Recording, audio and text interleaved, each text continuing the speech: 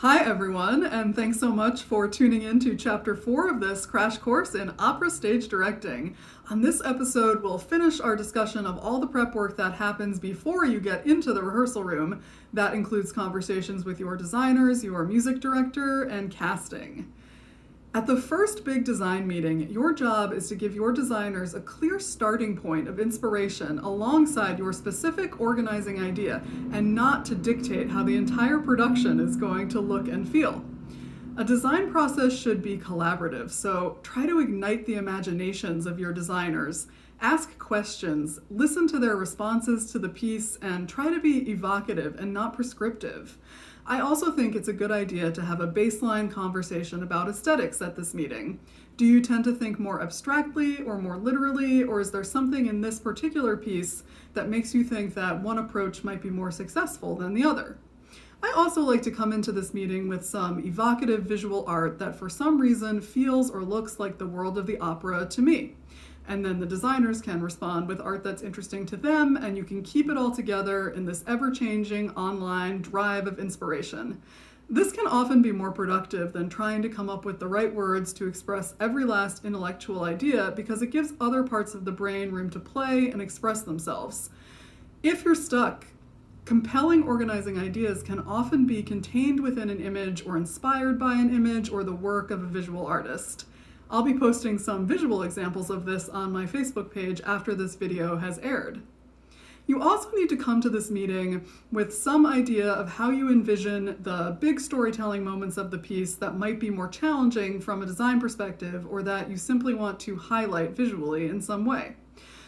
For example, when I recently began design discussions for a production of Sweeney Todd, one of the first things my scenic designer wanted to know was how I envisioned the dumping of the murder victims' bodies out of Sweeney Todd's barber chair, through the chute, and down into the bakehouse.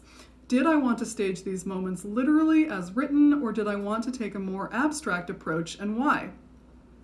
I tend to think more abstractly, but the more I thought about his question, the more I realized that it was really important to me that from a storytelling perspective, these moments epitomized the production's organizing idea, which was about mechanization.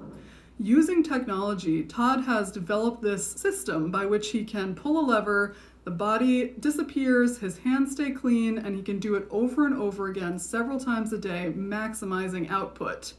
Because we had a limited budget, it was good that we had this conversation early on, because it ended up influencing a lot of the other decisions we had to make, both aesthetically and practically. As you move toward your first rehearsal, you do need to start leading your design team toward actionable decisions. I often feel like this part of the design process rides the line between aesthetics, functionality, and budget. So, do we like the way something looks? Does it fit into our world? Does it function the way we need it to function, or tell the part of the story we need it to tell? And of course, can we afford it? The good news is you can scale or shift any idea as long as you and your designers are speaking the same language and are on the same page about your organizing idea from day one. So how does your music director fit into all of this? First of all, you need to have a conversation about cuts, especially recit cuts, as soon as you have your organizing idea, but not before. That way, you can work with them to really shape the cuts so they bring out the parts of the story you're trying to tell, and maybe de-emphasize aspects of the story you'd rather remain muted. In this way, cuts can have a huge impact on storytelling. Second, you'll want to discuss your organizing idea with your producer and your music director well before casting. A lot of stage directors don't have a lot of input into the casting process, but if you do, you'll want to be prepared to evaluate the singers you're going to see through the lens of your organizing idea. This can mean anything from the way a singer looks, to special skills or background they might have on their resume, to just a certain energy that they bring into the room. This old idea of casting opera with the best voice, whatever that subjective idea means, can often lend a kind of lack of intentionality or just blandness to a production dramatically. So you really want to advocate for the singer who you know can do the role justice vocally, but who also is going to help you tell the story that you're trying to tell.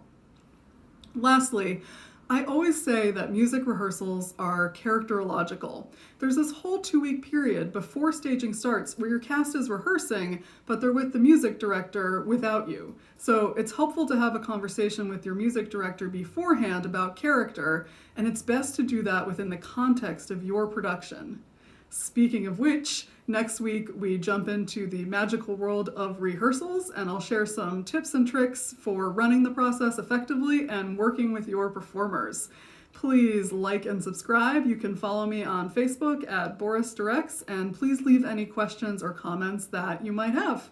Thanks so much for watching, and I'll see you next week.